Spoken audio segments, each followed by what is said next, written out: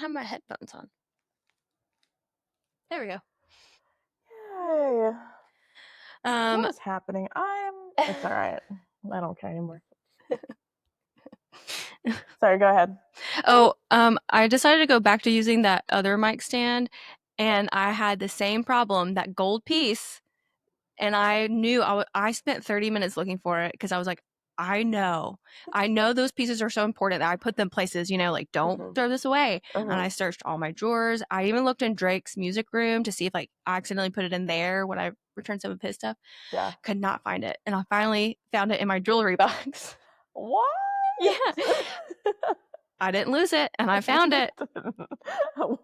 That's funny. That's funny that you checked everywhere, quite literally. Well, because then I was just thinking, I was like, it's so important. Where's another place that I would put something that's important and, like, small? And like, let's check the jewelry box. That's a great guess. Good bet. I'm glad you found it. I am Mikeless, as you can see. Yeah. I still haven't figured a way to put it together, so I'm like, I just have to buy a new one. Mm-hmm. And I'm debating. I'm acting like I have money to spend, but I'm debating on getting what's the good one that everybody has? Yeah, that nice one. But it's like a couple $100, so I don't know. We'll see. I mean, yeah, I guess I'm sure you can find that piece somewhere. I don't know what that's called. I don't know what that's called. Yeah, neither. And we don't go into stores anymore, but I should go into a store and just be like, missing this. There's like what's it called? A guitar. What's that place? Like, Guitar Center. Yeah. Near me. Yeah, it's also and it's like a male to female. It's like converting or reducing in size, but then you have to understand whatever. Yeah. It's too complicated. Yeah. Okay. Well, that's okay. We'll live. Okay. Are you ready to get into episode 7? Yes, I am. Okay. So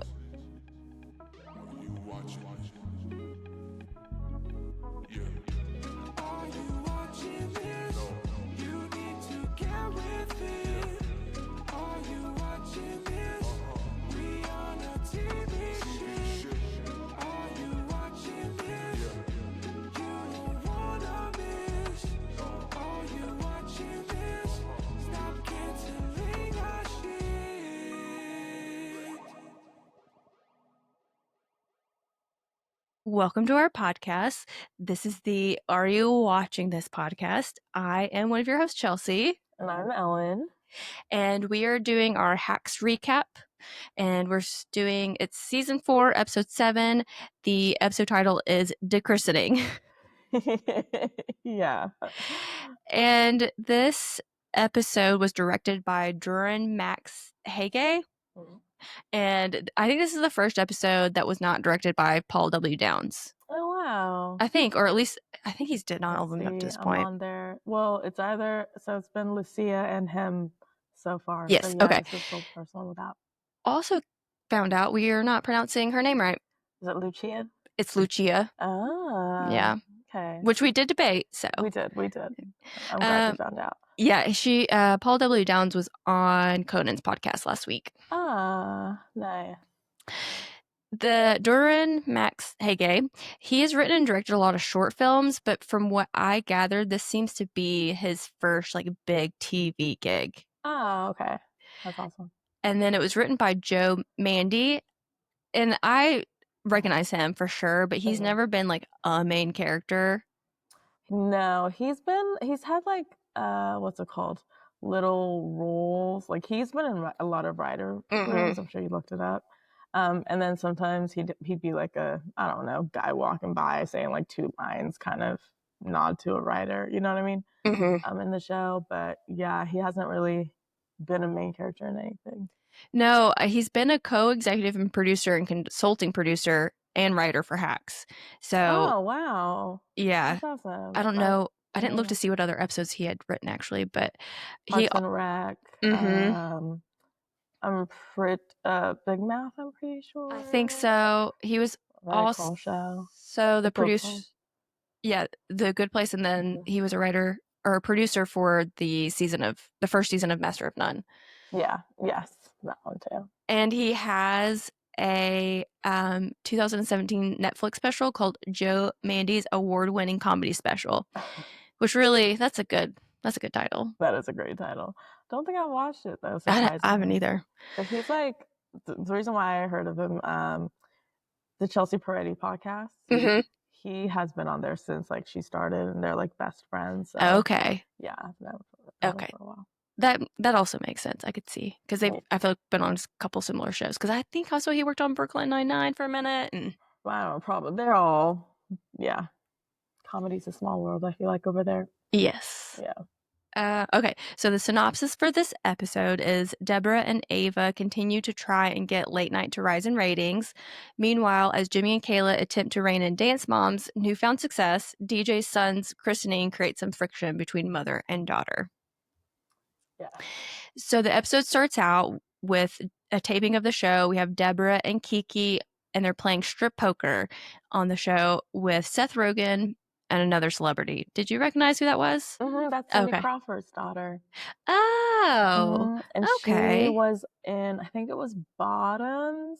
Yes. Or I think it was Bottoms. Yeah, and she's pretty good friends with Io now because of Okay. Bottoms. Yeah, I know what her daughter looks like, but I did not recognize her in that scene. I don't know why. No, I didn't either. It took me a second too. I was like, is that I think it's Kaya or Kaya? Yeah. One of the, I think Yeah. Kaya. Yeah. Like, Kaya Kerber. Yeah. Okay, good to know. I'm glad you knew who it was. Dance Mom later in the episode is talking about Deborah asking about becoming a dance mom who is wearing an interesting outfit. What in the world is that? Dance Mom later in the episode is talking with Deborah, asking about becoming a dance grandma. mom. Oh, yes, that's what it is. A grandma. It's like a dance mom. And Dance Mom, when she's asking Deborah during the taping if she's excited about being a grandma, Dance Mom's wearing a very interesting outfit. It's like a suede jacket with fringe and skirt, and then some cowboy boots, but they don't really match. And no, her character, amazing. Yeah, amazing. I love her so much. Yeah. We see Ava behind the camera, so she's back as head writer, which we kind of saw at the end of the episode, but solidified. Okay, she's back there. Yeah. And then in the next scene, Jimmy gets a call from his homo, and she lets him know that Old Navy wants to sponsor or have Dance Mom as a sponsor, and they also want to do a big ad buyout throughout the end of the year. Yes. And during this call, Jimmy says, Deborah will be so excited, although I know she doesn't like the color navy and hates the word old. Tracks. Yeah, it was so good. I think I liked these opening scenes. They set up the episode really well. Yes, they did. I think, yeah, they really did. I liked when Dance Mom was Deborah was interviewing Dance Mom in her little segment of the show, and Dance Mom is like, "What do you want to be called?" And Deb's like, "Aunt Deborah." That cracked me up. What are your nieces and nephews? Well, I mean, do they have a name for your mom yet? Yeah, which is just Grandma in Swahili, which is Bibi. Oh, I like that a lot. Yeah. I know in Greek, Grandma's Yaya. Yeah. I like that. I think I like that too. Yeah.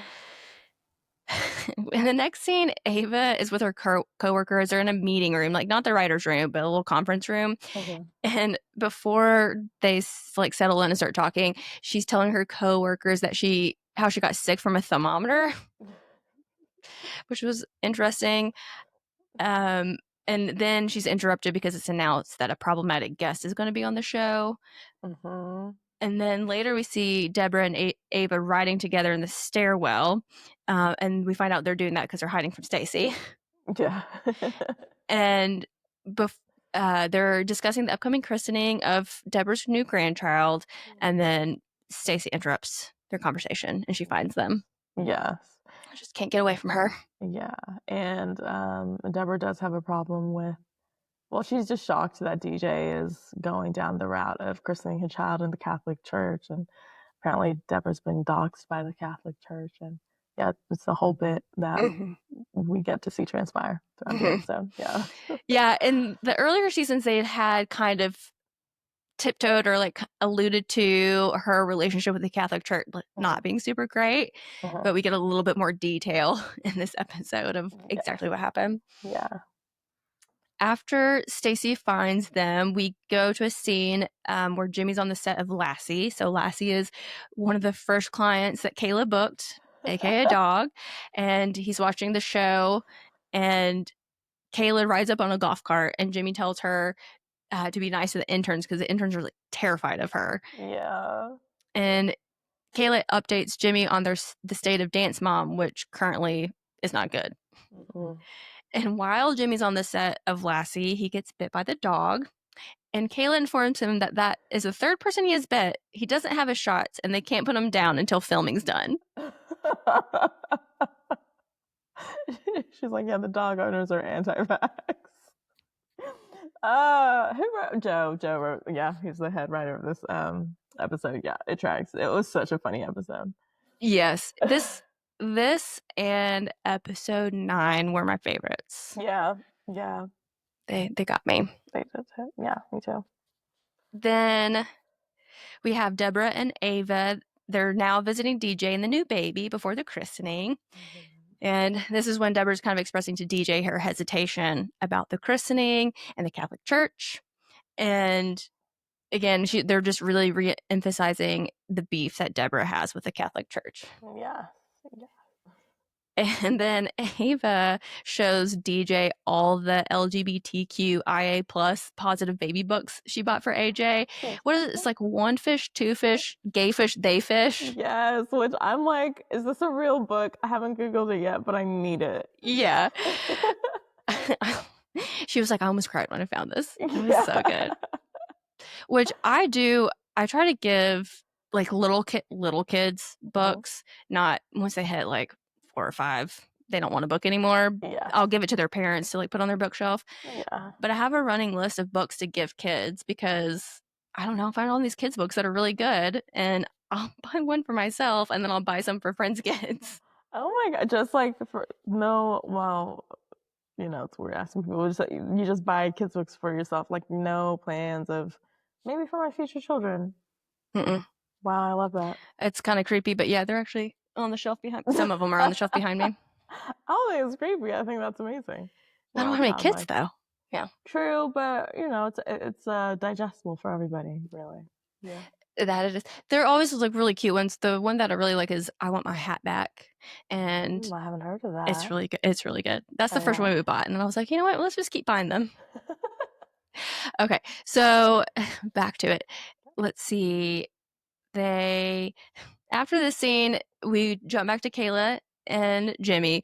Oh, sorry. Yes. During the scene, DJ asked Ava to be AJ's godmother. Oh, yes. Forgot about that. And Ava's thrilled. Yes. She's like genuinely so touched. So, also, did you peg Ava to be like so enthralled by babies? Not enthralled, but you know what I mean? I wasn't that surprised that she was like excited to see it and hold it. Yeah. Yeah. Probably because she knows, she can hand her back. Yeah. Then we get to the next scene where Kayla jump scares Jimmy in his house. And we find out that apparently Kayla and Jimmy have the same cleaning lady. And so she asked the cleaning lady for a copy of Jimmy's house key, which is very Kayla. Yes. And also, I probably would do that too. What if it's an emergency, Yeah, true. If it was an emergency, that's the way I would go about finding a way in, 100%. If it was just a lack of boundaries like Kayla is holding your list, then yeah. I would respect the boundaries. But I would have the key. Yeah. Maybe that. We have Kayla telling Jimmy that Old Navy is no longer going to sponsor Dance Mom, which was real quick, in their ads because they found her Pinterest page. Mm-hmm. So earlier, Kayla had told Jimmy that she was like, don't worry, I scrubbed her social media, like, it'll be fine. And then she forgot about the Pinterest page. And I don't even remember exactly what they said was on there, but it was graphic things. Yes. Yeah, I don't remember either. Do you have a Pinterest? I don't think so. Mm-mm. Yeah, I do, but I don't use it like that. Like, I still don't. Not for me. But yeah. Yeah, apparently Dan's mom has gone through like she's getting lost in the LA sauce. I mean, good for her. Good for her. Then we go back to the christening and we have Josephine, Marcus, and Ava kind of catching up before they all go into church because they haven't seen each other in a while. Yeah. How do you feel about baby baptisms, christenings? Um, no, I don't feel that. I mean, it's always for religious reasons. Oh, in terms of like doing it when they're a baby and not doing it when they're older and they can choose for themselves.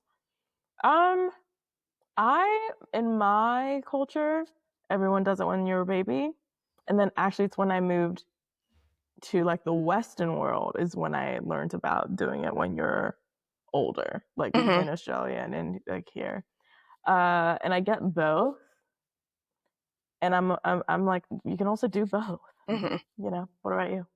That's how I feel too. Like I want to do a little bit of both because Yeah. I like the idea of doing as when they're a baby because when you do as a baby, it's the adults they go up there and they say like I promise to take care of this child and like Mhm. lead them and show them good things blah blah. I like that because you're making a promise to the baby. Yeah, But I and like do the parents as well, like as yes the yes. yeah, Mhm. and the church usually will like also say that. Mhm. And then but I do think that it makes sense as you get older that at an age that makes sense where you can actually make that choice you can Yes. then but I guess in the Catholic Church and the uh, Episcopal you do communion so communion I Yes. guess is kind of you go through all these classes to start taking communion and I guess that's Yeah. more of kind of your choice of like okay I'm committing myself to this Yes. relationship so Yeah. Yeah, that's true. Even though they don't really give you a choice. no But yeah. Yeah. Are you a godmother? no. Mhm. Mm-mm. Okay. Are you I am not, but I am pending. okay okay I got asked. My cousin's shout out to her. I don't know if she's telling people, but no, I'm not naming names. My cousin's having twins, and she told me if one is a girl, I get to be the godmother. oh that's Yeah, so cute. yeah, I was so happy. I was like, finally, what's up with everybody else? I also had another question. Okay, do you think Caitlin Olsen is classified as a guest actor for the season on Hacks? I don't think so. I think it's Okay. a lot of screen time. Also, I finally started to read through. I'll send you the link. The what's it called? Rules and guidelines of the Emmys. Um, Yeah, send Very that to me. interesting. Yeah, like how many categories and how they like how many people per category or shows per category. 8, which is a lot more than I thought. But it's also by percentage. But Yeah, I guess it has to, how many are, like how no. many submitted and then a percentage of that is Yeah, yeah. yeah, I did remember reading that. Mhm. Okay, so I guess she's not a guest actor, but we do have DJ. She goes up to receive communion after they do the little baptism, and the baptism scene or christening scene, sorry, is so cute. The little baby, and it's so sweet. Yeah.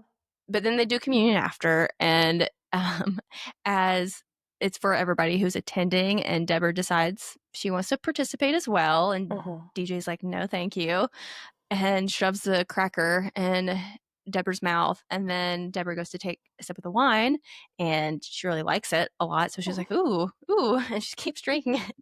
Yeah, which church wine is not that great. No, and DJ's like, stop it, so they're fighting over it, and they spill the wine all over the priest. So Yeah. good physical comedy right there. And DJ drags Deborah out of the church and she's yelling at her, telling her, like, you've ruined everything in my life and I refuse to let you do that to my grandson. And Yeah. so she's like, I will go low contact or no contact if you ruin these big moments for him. Yes. Do you think Deborah took that threat seriously? At first, I was like, no, but like we found out that she really does. Cause Yeah. I don't.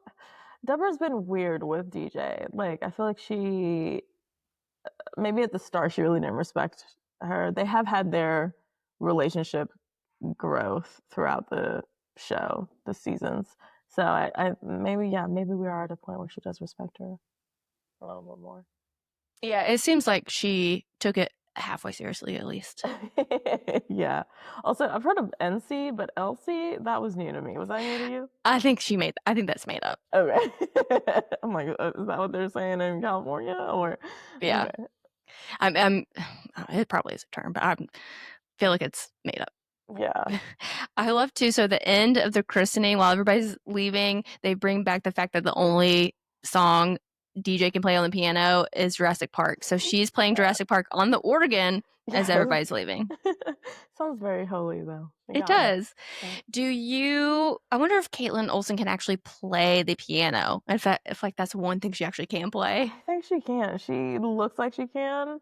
Also, I feel like I've seen her do it in another show, or I Hmm. don't know. But yeah, do you think so? Probably. Yeah. Yeah. I like the idea that she does. Yeah. After the christening, Jimmy and Kayla go to visit Dance Mom at her house. And she answers the door half naked and an open robe. And they're like, hey, let's close that. And they enter her giant home. She has all these bags that she's been shopping. And she tells them that she's renting this house from Adam Levine of Maroon 5 for 25K. And Jimmy's like, a month? And she's like, no, a week. Which is insane. Yeah. Like, I Yes. don't even care if I'm making $1 million a day. I'm not spending 25K on that, and that's crazy. That's just wasteful. Right. Um, Also, can I just add that this is the second time, because I watched these episodes this week. This is the second time I've heard Adam Levine unfaithful, like with his wife, weird marriage joke. oh, when was the other one? When I went to see a stand up on the weekend. I'm not going to name the comedian because it's her joke, but you know what I mean? Yeah. It was very much like, huh, okay. That must be a thing. Yeah. So, okay, you wouldn't, even if you're making $1 million a day, you wouldn't be spending that much. But if you were to get your 15 minutes of fame out in LA, would you be extravagant like Dance Mom or Extravagant, like going out a lot and stuff like that. like shopping? What she buys herself that Ducati or whatever it is. Yeah. Yeah. Extravagant to like what I like. Yeah, sure. I'm not gonna go get a fancy car. That's not a fit of me. I like, first of all, fun. If I got that much money, I like being driven around. Yeah. You know? Mm-hmm. So stuff like that. Yeah. But would I go crazy, crazy? Not to her extent. Dance Mom's going crazy. Mm-hmm. Like she's been sheltered her whole life, and yeah. What about you? No, I mean, I think I would splurge on some stuff. I would treat myself to some things, but no, I think too, we're both very privileged and have kind of experienced really nice, we've taken nice trips. And so probably we'd be less tempted to kind of spend it on things that don't last. Yeah, exactly. During their meeting, Kayla informs Dance Mom about the loss of Old Navy and them canceling the deal. But we find out that Dance Mom has already spent the $1 million that she got in 2 days, which I could spend $1 million in 2 days. I agree. I agree with you. Easily. Yes, I agree with you. I'd be like, where did it all go? Shout out to expensive taste, because that's what that is. So, like, it's not even, people sometimes have questioned, like, how do you spend that much money? And easily. Yeah. I would be going to a hella nice dinner, buying hella nice wine, leaving a huge tip. I'd be, taking, having someone drive me around every time they drop me off. Here's $100 bill. Like I would just be, just dashing it out. Yes. Yeah, me too. For myself and everybody around me. Yes. Me too. After Dan's mom announces this very impressive information, she huffs nitrous and informs Jimmy and Kayla about how she actually does not have kids, and that Dan's mom stands for Mother of Dance, and her children are her dances. It was so good. So good. Yeah, damn, I might have to nominate this episode for writing. I don't know. It was so funny. It was so fucking ridiculous. And the way she delivers the line, all of it was so funny and so great. Well, and she starts yelling at Jimmy and Kayla. She's like, "They're my children," and then she regroups and she stands up. She's like, "Oh my gosh, I haven't even offered you a drink." She's like, "I have buzz balls, green and white." And Kayla goes, "I'll take the green one." And she was like, "No, you won't." Yeah. Maybe also what's blowing my mind about this character, the actor, like we just saw her in Paradise. It's such a 180. That's correct, right? Yes, 180 of characters, and it's incredible that she has that sort of range, honestly. Mm-hmm. Yeah. Yeah, it was. Dance Mom was such a great character this season. Yes. We go back to once again the christening, and we see that DJ is hawking her wares after the christening. Classic DJ. I was not surprised by this. Me too. And Deborah goes up to DJ to apologize. Did you feel like that apology was genuine to some? Yeah. Okay. Yeah, I do. Did you? Yeah. Yeah. And then I like what happened after because DJ's explained to Deborah how she's made more money in the past 2 months selling her stuff at the church than the past 3 years. And Deborah's like, okay, well, that's something I can get behind. And so they like they bond over their capitalism and materialism. Yes.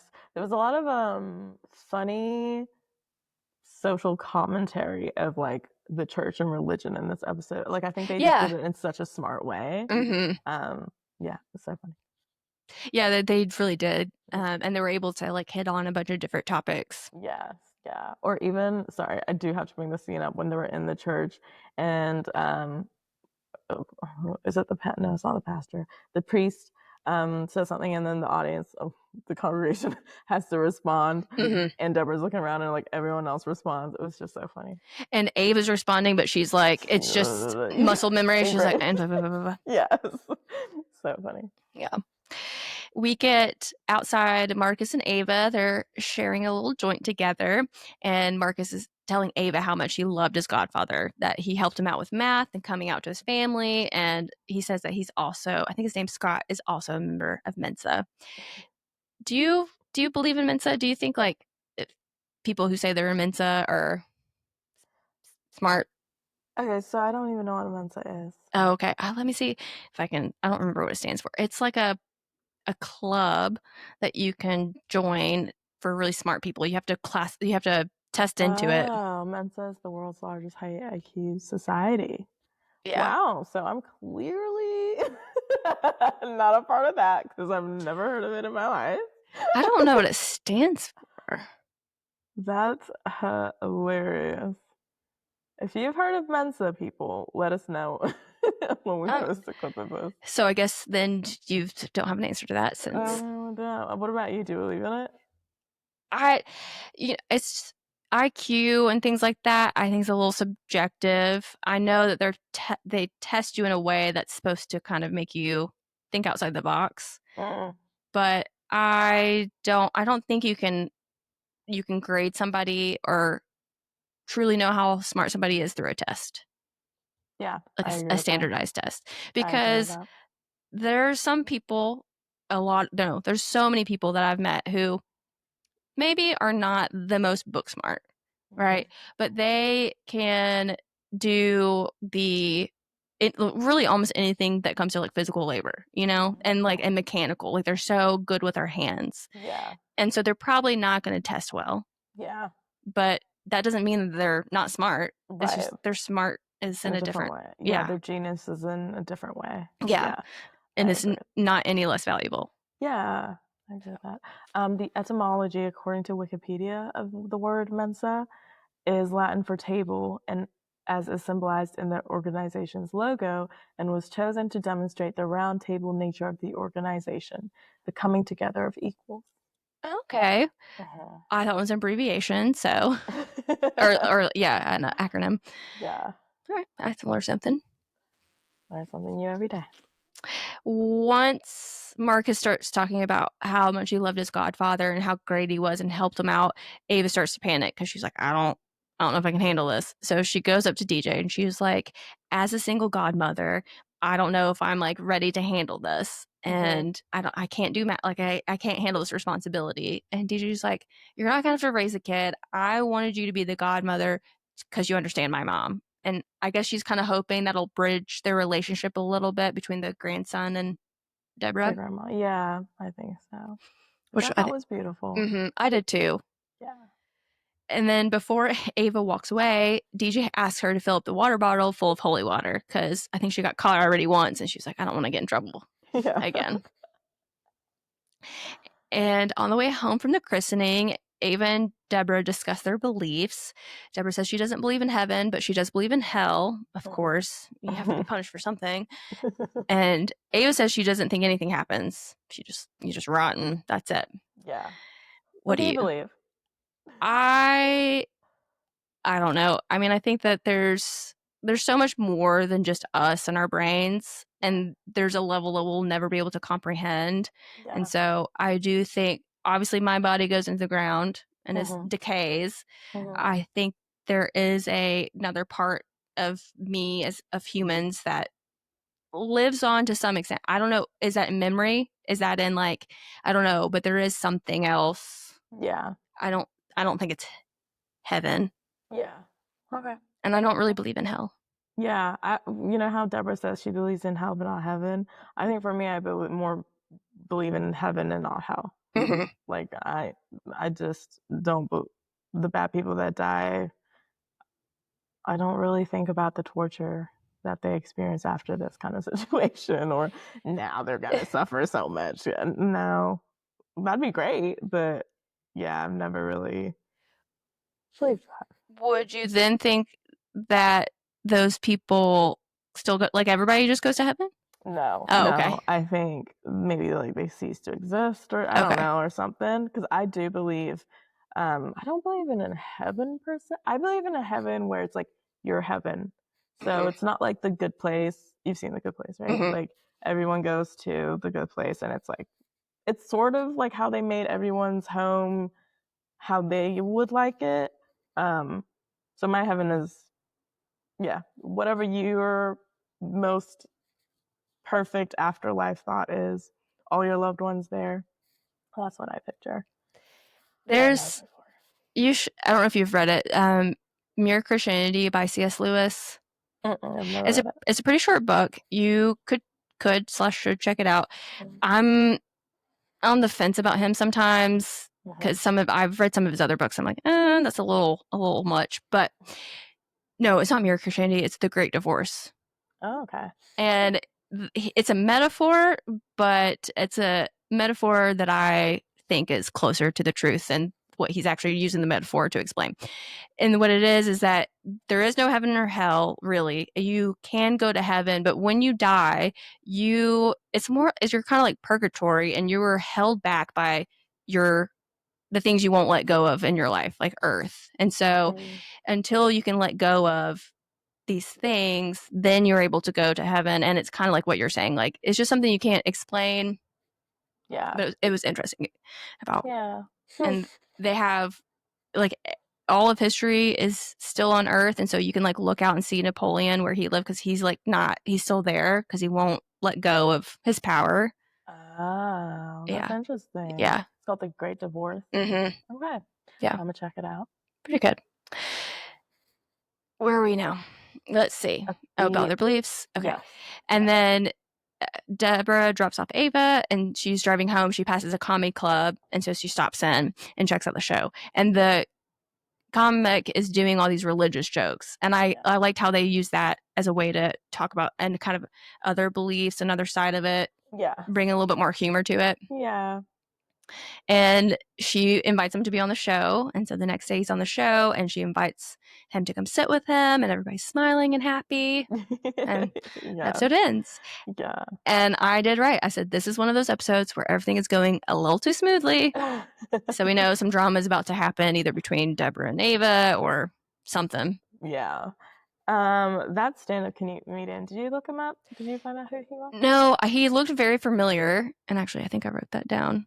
Yeah, but I could not figure out who he was. Yeah. But I also didn't look. He was funny. He got laughs out of me. I liked him. Yeah.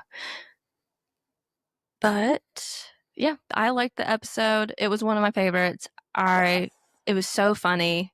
It was just loved it. Loved it all around. Mandy's pens greatly. I don't doubt anything he's written on. He just knows funny. So I'm glad. I wonder if he's written like an episode in the previous seasons. I'm guessing so. I think so, but I could be wrong. Yeah, he has. I'm looking. But yeah, amazing episode. Funny. As you said, no drama, so it wasn't like something, it wasn't you don't cry, you laugh, you feel things, but it's not tremendous. Mm-hmm. Yeah. Yeah. All right. Well, that is it for episode 7 recap, and we will talk to you guys next week. Bye. Bye.